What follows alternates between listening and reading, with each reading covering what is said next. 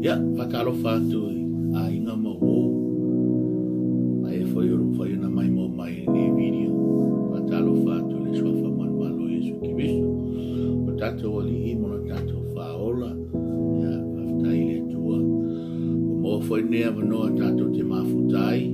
Ya, ma tātou whanongonongo e sina uwha mano si mai le whionga le tua. Ta tonu o lo manuia me uma i le anga lei. Ma le alofo le tua i o iawa.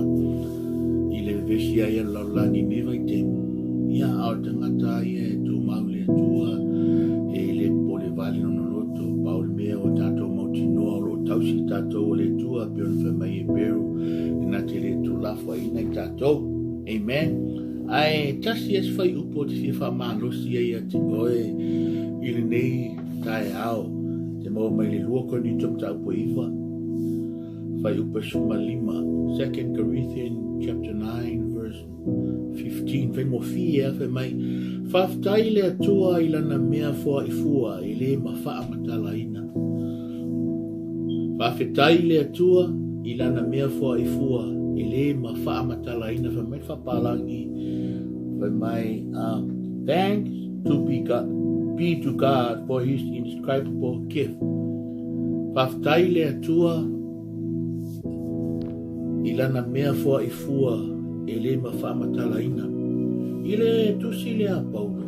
O roho tala noa Paulo e le kalesi e Korinito. I le whainga o lato mea rofa. Ma pe foi ona iai a whai tau e le mta upo atua. O roho au ngani ai le apostolo Paulo. I le whainga o le mea rofa e tau le whai ai. Masani tātou pe avala o die se as whanau o se whai poi ponga foi. E te whai ale me alofa. Ale me tā ua e whai le me alofa ina ia e le ngata e te au alofa i le tangata po se as whanau po se whai poi ponga. Ai whai lo atu ai foi oi. Amen. Lo whai mene lei. Nanga le mene whatonuina e paulo i le kale siele. Ia whai a me alofa male matamau. Whai a mea lofa male matamau. A whai o lau tonga saito. Ia ave maro matamau. O le ala mare mea o lo iei. Ia te oe te whai mea lofa. Ia whai a male matamau. E wha mai lal whai upulen tatou. Whai tau ina wha mai. E whaftai le tua. I lana mea fua i fua e le ma whamatala ina. So statement i ave se mea lofa te manao e ave le mea lofa sili. Ina ia fia tangata, ma ofo tangata i lau mea lofa. Amen. Ai te ilo e peon tato whamnatu ina i nei tae ao, le whamantunga ia, i le ngata o le whamnatu ina o le maliu, ma le tuatu mai o tato wari. Ai, o le tato te mana tua ai mea umana ia whaia mo tato. Le ala e iai le nganga la apostolo Paulo i le kalesi e Korinito. Whaftai le atua. Amen. Tautonu le anganga o le anganga lava lea sa tātou iai ne yaso i tūlanga o le whamantunga ma le whamanatuina o le maliu tinga o le tātou o le imo o tātou whaola. Ai te iloe o le me fua i fua nā le atua. Mo oi ma. Na Yesu i tūlanga mo oi. Na ia whaamalolo ia te oe, na ia whaaola ia te oe, na ia lavea ia te tātou malama. Ea, langa o tātou e te tau o na oti, o tātou fo i e tau na sala. Aina ua anga sala le wa i tangata, wa awina mai e le atua, o nalo pele to tasi, e le mawhai e se tasi o na whaamtalaina. Ia lofa nao le atua. Fa mai e maua lunga e le mawhai e seisi o nā ea. E maua lalo e le mawhai e seisi o na moluina. E lau tele e le mawhai e seisi o na opoina. Ea, e fiu e whamakala ni anga lima ni alofa o le tu. Pa whiana e ilo. E o na whai atu. O tā ua e anga le angasala. A o sui tūlanga le tua mo tāu. O le anganga nā pauno ni ia whai me alofa ma le matamau. Amen. Whai mea alofa ma le matamau. O le alofa sisi i ese le atua. Mau masani wa ese le fia. Ia ne tolu sumu leona o wau whapea lava o na lufa mai o le tua i launani. Wa ia au ina mai aino na tali pele se e to tasi. Ina ia le whano se tasi e whatua tua ia te ia. Aia maua le ola e whawau. O le mea na fua i fua mai e le tua.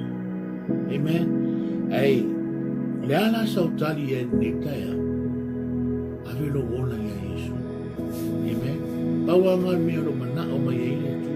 O mo le whaia vaenga le tua e whaola malavea i taua.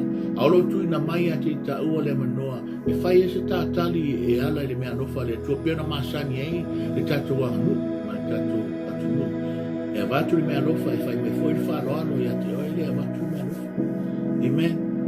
Ai a oe ni nitea. E asa o mea nofa i le tua le nitea. Tatonu o lo wola. O lo wola le mea tau. Ave ia i le tua. Whapena o na tuina tulo so i fua i le tua. A whai foi e te le tali aina Yesu le nitea. Amili whamo lano i luloto i lumo le tua me whapea i fo le tua. E mua i alofa mai le ela o alofa atu tuina tulo wola i atu. E pei ona e tuina mai o le mea alofa i atu o maua i le ola. Whapena whono o tuina tulo wola i atu. E whai ma au awe whi au. Ia whai ma whamungianga i tangata. Na mau kuku una whamaloste i atu oi ni tae au. Pe mai paulo whawhetai le tua i lana mea fua i fua. I le ma whamatalaina. I le ma whamatalaina. Rona wima. I le ma whaiuna na tatou baba aia ma awa wina le anga ni lei o le tua i le aso ma le aso. Tele teimi tatou ti o i whaingatai pio ni le mai teimi ni. Aolo tu mau pia le anga ni lei mina lofa o le tua i ati tau. Olo ia pui pe ati tatou le aso ma le aso. Tae awa uli a fiafi teimi umo le tatou o lama 24/7. E lofa mai le tua. Lona lofa na i ati oi. Tingalo tatou le anga, tingalo tatou seso. Ai lofa mai lava le tua. Ai sia, na mauia o le tua. Mauia le tua i ati oi ni tae au.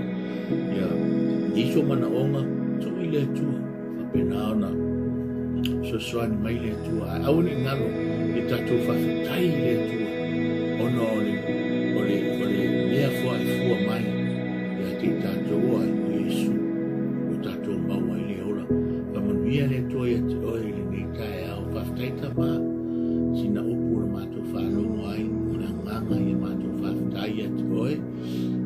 E tuso o loa ngari lei mo loa lofa i o mātou tangata. E ui lava i na mātou se. Aoro tu mau pe loa ngari lei ati mātou se isi fo i. O lo mata mai nei umili o lo mātou o tu o mātou taro. E whapena, e whamanuia i ati. E tui nātuno na ola i ati oi.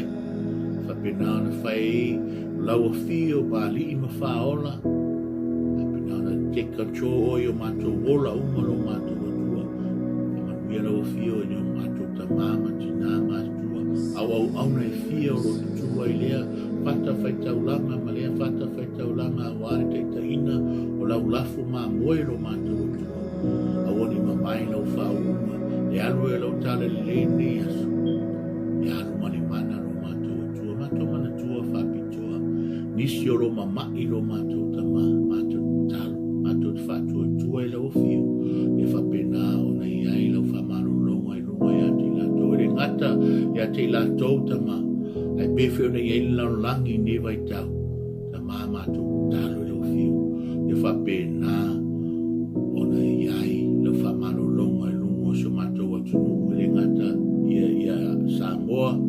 A Amerika ma lau langi atua. Sau nie lau fio se vai la au. Fua i repoto ma leta mai. Ia limta mai tai fo mai. Whapena ona sa ilia. E wā mātou tatonu oil fo mai fo mai. Na te whaia se vaccine mo le nei whamai lo mātou. Tua mātou taro lau fio. Whamangalo so mātou se lo mātou tama. Aore vi inga e tu mau ia te oi ono o Yesu. Amen e mamene.